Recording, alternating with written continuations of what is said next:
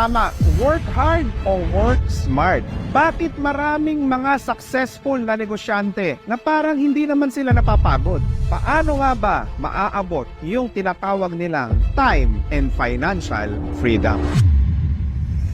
Yes, totoo. Maraming mga successful entrepreneurs, mga milyonaryo o bilyonaryo ang hindi na nagtatrabaho dahil na-establish na nila ang mga negosyo nila. At sila yung mga taong may tinatawag natin na time and financial freedom. Hindi na nila kailangan magkumahog para sa pera. Yung pera na ang nagkukumahog ng kakahabol sa kanila. Ito ang pangarap ng lahat ng mga negosyante, di ba? Pero paano nga ba maaabot yung tinatawag natin na time and financial freedom? Pag-usapan natin ang journey to freedom.